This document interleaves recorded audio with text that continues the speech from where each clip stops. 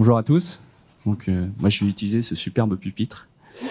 Donc, sur le temps imparti, je vais pas trop entrer dans le détail aujourd'hui, mais évidemment, je suis à disposition en aparté pour fournir plus d'éléments concrets s'il y a besoin. Donc, je me considère pas comme un expert du domaine. Ma seule prétention, en toute humilité, est de vous faire un retour d'expérience sur notre réflexion et notre un petit peu comment on a vécu le sujet de l'agilité.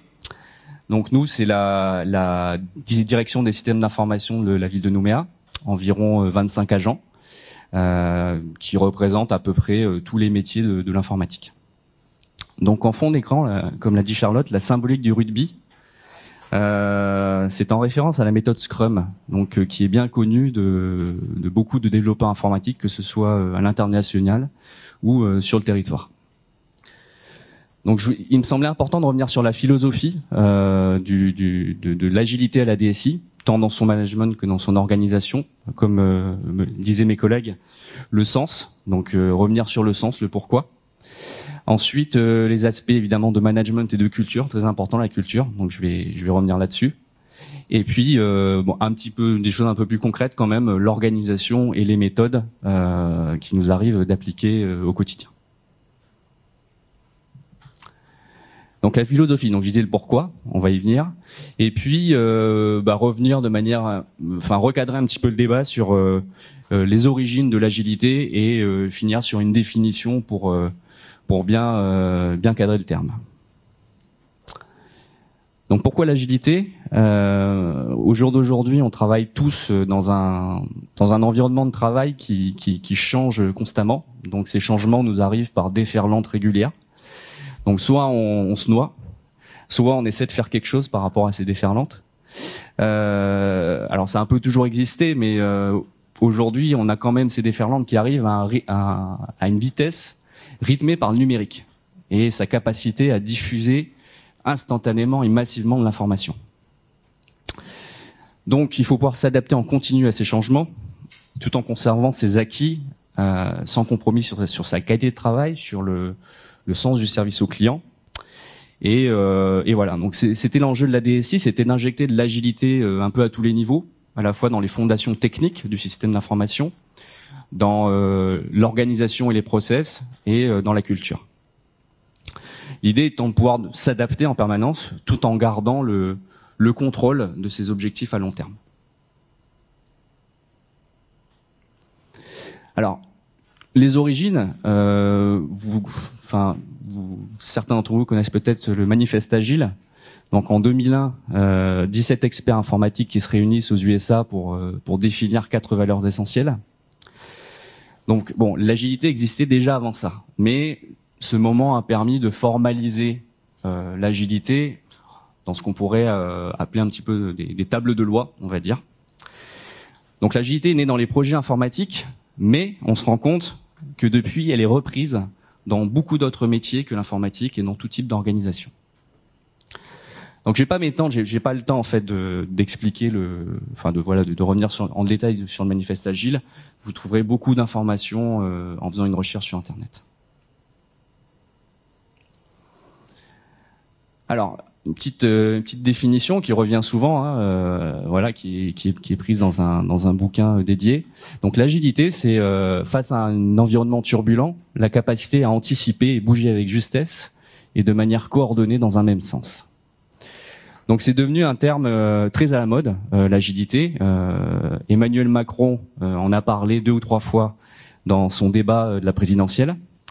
Les grands patrons français, et même grands et petits, en parlent régulièrement. J'entendais encore à la radio récemment Michel-Édouard Leclerc qui disait que pour faire face aux rouleaux compresseurs Amazon et Alibaba, il fallait, je cite, acheter de la big data, des systèmes informatiques et être agile. Donc le risque, quand un terme devient la mode, c'est qu'il devient galvaudé et il est souvent dépouillé de son sens d'origine.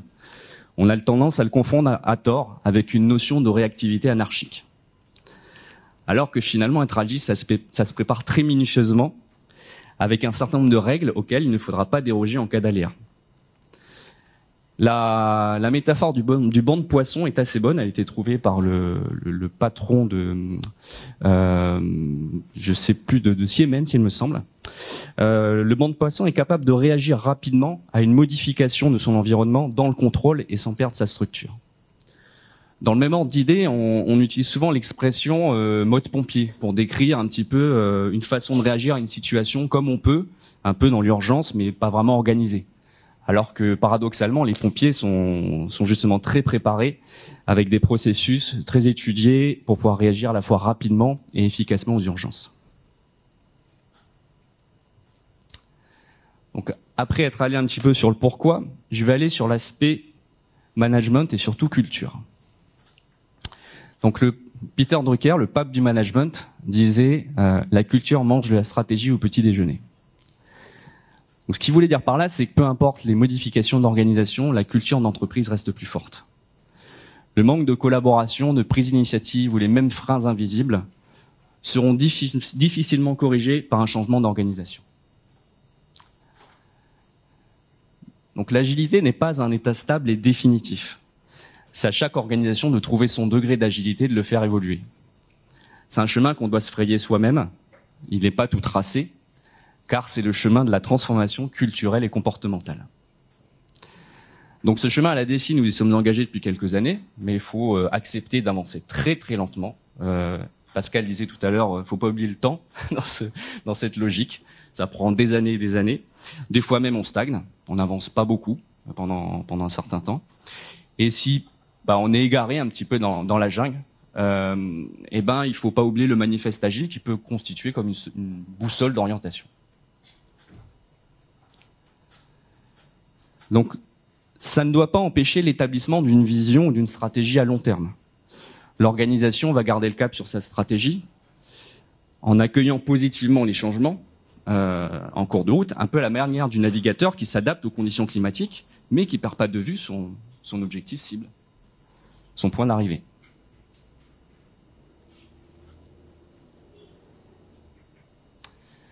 Donc enfin, sur l'organisation et les méthodes.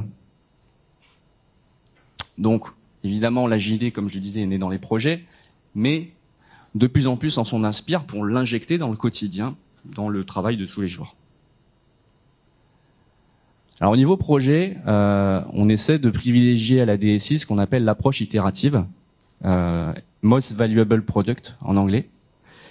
Donc le principe, c'est de livrer le plus rapidement possible et avec un minimum d'investissement, un produit ou service qui va apporter de la valeur, même si c'est sur un périmètre restreint. Donc c'est un petit peu la métaphore du skateboard. L'idée étant de livrer quand même quelque chose rapidement pour donner quelque chose à son utilisateur ou son client. Et à partir de son feedback, on va faire évoluer le produit par petits cycles itératifs sur le même principe. Ça permet de corriger les erreurs plus rapidement, ça maximise le retour sur investissement et réduit les risques. Donc ça, évidemment, c'est une approche qui convient bien en projet logiciel, car le coût d'une erreur est limité, et puis on peut justement travailler en itération, mais on se rend compte que ça peut aussi, ça va de plus en plus dans d'autres métiers que l'informatique. Donc nous, à la DSI, on utilise beaucoup Scrum. Donc c'est une méthode qui fait ses preuves et qui à chaque fois donne de bons résultats. Mais voilà, il y en a d'autres. On peut tout à fait essayer d'inventer ses propres outils en termes de gestion de projet. Et pour finir, dans le quotidien, donc on va plutôt parler de pratiques et de rituels, parce que pour faire évoluer une culture en de nouveaux comportements, le champ des possibles est ouvert. Les comportements attendus, alors ça reprend un petit peu ce qu'ont dit mes collègues, l'autonomie des équipes, recentrer le client par rapport à son organisation, la co-responsabilité, la co-construction de solutions. Effectivement, le chef, même s'il y en a un toujours, on n'est pas dans une organisation sans chef, mais il n'a pas réponse à tout, il ne sait pas tout sur tout. Voilà, on encourage les équipes à trouver des solutions et à proposer des solutions. L'expérimentation, c'est très important. Donc, qui dit expérimentation dit droit à l'erreur. Et donc là, on arrive à la notion de confiance, puisque les équipes doivent comprendre qu'elles ont le droit à l'erreur. L'amélioration continue et bien sûr, comme on dit, embrasser le changement, puisque de toute façon, on sait qu'on est dans un environnement qui change. Donc il ne faut pas en avoir peur. Il faut se dire que l'incertitude est permanente. Alors bon, les travaux sur le sujet abondent. Hein. J'ai listé beaucoup de travaux et d'outils qui existent effectivement sur le marché. Donc effectivement, il y a Holacracy, les Serious Games, le Management 3.0. Donc c'est des choses qu'on a pu expérimenter à différents degrés chez nous. On peut même, si on dispose d'un peu de budget, de se faire accompagner par un guide qu'on va appeler un coach agile ou un facilitateur agile. Je vous encourage. Nous, on l'a fait. C'est vraiment très enrichissant. Et moi, ce que je voulais dire, en fait, c'est le plus important, c'est de comprendre l'esprit sous-jacent du manifeste. Ce qui permet finalement de développer soi-même ses propres outils de management. Il ne faut pas hésiter à innover dans ce sens-là. Et en conclusion, je dirais que l'agilité demeure une habileté qu'il faut maintenir et alimenter sans cesse. Je vous remercie.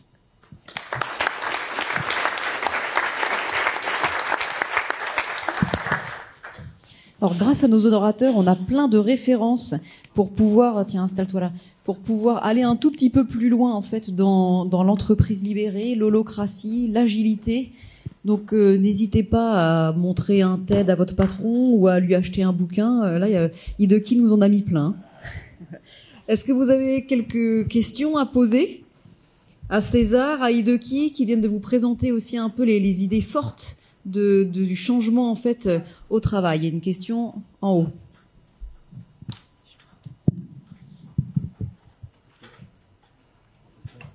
Allô, bonjour. J'ai une question pour César. En fait, les design thinking, ils viennent de la tendance customer centric. Il est utilisé dans l'élaboration des produits et la stratégie d'entreprise parfois. Et de l'autre côté, c'est une approche plus humaine au niveau de management. Par contre, je voulais savoir comment toi, tu vois le lien entre les deux tendances. Parce que ils ont des origines différentes, les deux méthodes de management. Oui, bonjour. Faut pas lâcher le micro parce que j'ai pas tout compris la question. Oui. Donc, le design thinking versus... Oui. Quelle est l'autre thématique? Les design thinking, ils viennent de la tendance de customer centric. Mm-hmm. C'est l'orientation client et les deux autres techniques de Simon Naek et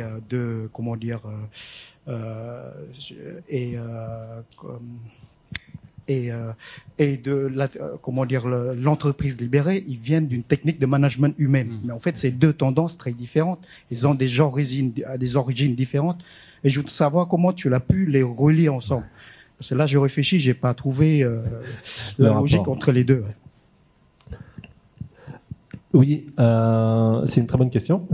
Alors, le design thinking, l'entreprise libérée, la démarche d'être orienté client, comme on a vu sur la gestion de la relation client, tout ça, ça a un lien commun qui est lié à le fait de mettre l'humain au centre du sujet. Donc, quand on travaille sur les organisations inspirées, libérées, holacratiques ou sur les nouveaux modèles, le sujet, c'est l'innovation managériale. En travaillant sur l'innovation managériale, on se pose à tout moment la question de quels sont les outils que j'ai à disposition.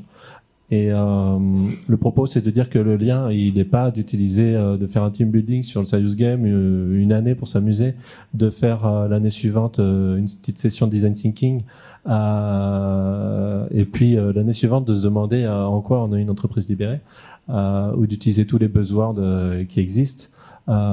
C'est de se poser la question de quelle est l'évolution globale que recherchent les collaborateurs, même pas le dirigeant. Les collaborateurs, savoir qu'est-ce qu'ils ont en eux, vers quoi ils veulent évoluer.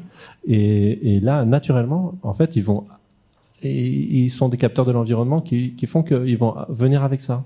Avec ces outils-là, ils vont avoir envie de les expérimenter, de faire des erreurs. Nous, on a la chance, on a un cabinet de conseil, donc on a beaucoup de clients qu'on peut utiliser comme cobayes sur les sujets avant de les appliquer en interne. Je crois que c'est filmé. Voilà. Donc le lien, il est là. Le lien, c'est l'humain et la raison d'être. Voilà. Belle réponse. Souris blanche. On vient de comprendre la stratégie de César. Autre question? Il y en a une de l'autre côté?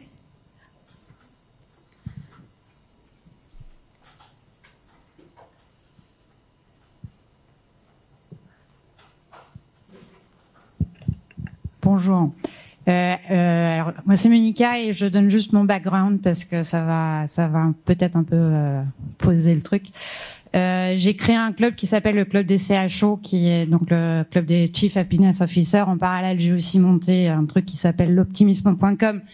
Donc je suis vraiment dans la démarche de l'optimisme et de tout ça. Il n'empêche que il y a deux choses. La première chose, c'est déjà, en fait, j'entends beaucoup parler de bonheur. Je suis désolée, mais on peut pas. Enfin, en tant qu'entreprise, on ne peut pas, en fait, être responsable du bonheur des gens. C'est chacun à son niveau.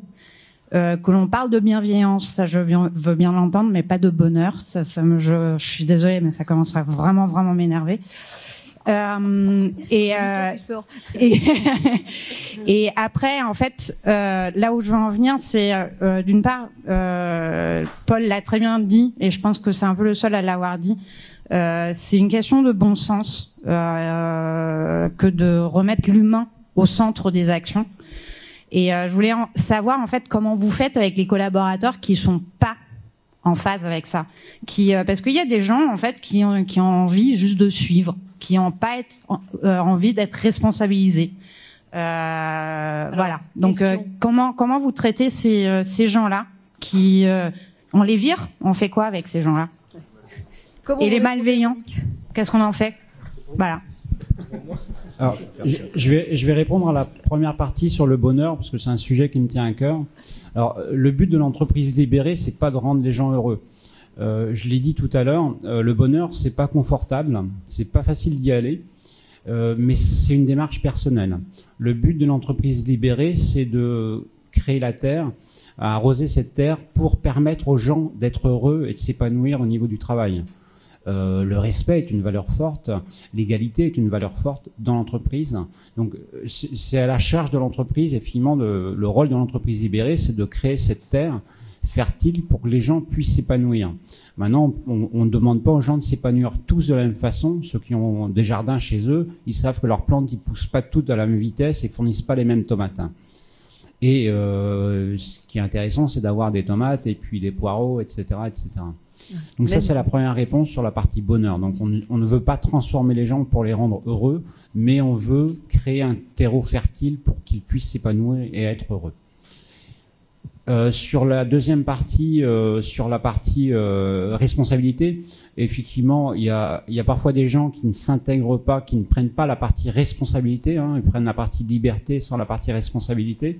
Or, ces gens-là, dans des entreprises classiques, on peut considérer que c'est soit des démotivés passifs ou actifs, mais ils se cachent très très bien dans des entreprises classiques. Dans une entreprise libérée, ils peuvent se cacher du patron, celui qui a ce rôle aujourd'hui, mais ils peuvent pas se cacher de l'ensemble des collaborateurs, puisqu'on est tous sur le même bateau et c'est les autres collaborateurs qui vont les pointer du doigt. Et de manière naturelle, et ça nous est arrivé chez nous, les gens ont démissionné au bout d'un moment, chez nous on fonctionne par rôle, on n'a pas de hiérarchie, on n'a que des rôles. C'est le travail qui gouverne. Et les gens, on leur retirait les rôles, et quand quelqu'un chez nous n'a plus de rôle, l'entreprise libérée est une boîte à outils où on peut tout imaginer, mais chez nous, effectivement, les gens partaient de manière naturelle. Et par rapport à votre remarque sur le bonheur, en fait, on a utilisé l'intelligence collective pour définir le bonheur. C'est la première étape, c'est de faire bosser les gens. C'est quoi qui vous rend heureux, vous? Parce que la première étape, c'était bien d'écouter, globalement, c'est quoi qui vous rend heureux? Et c'est comme ça qu'on arrive sur la logique de jeu, c'est comme ça qu'on fait des choses qui n'ont rien à voir avec notre travail, on est d'accord. Mais c'est des petits moments de bonheur, dans la journée, qu'on fait au travail. Et c'est ça la différence, c'est qu'il y a des moments qui sont pas des moments de taf, mais qu'on vit ensemble. Et qui ressemblent un petit peu à ce qu'on a écrit dans ce mur de créativité au départ, qui était le mur de créativité autour du bonheur. Chacun, il dit, il y a certains qui disaient, moi, c'est faire ce que j'ai envie. D'autres qui disent, moi, c'est avec mes amis. Et puis le bonheur, de toute façon, on a tous une définition propre, mais laissons les gens vivre leur moment. Et je ne crois pas qu'il y ait d'opposition, en tout cas, je suis prêt à en discuter.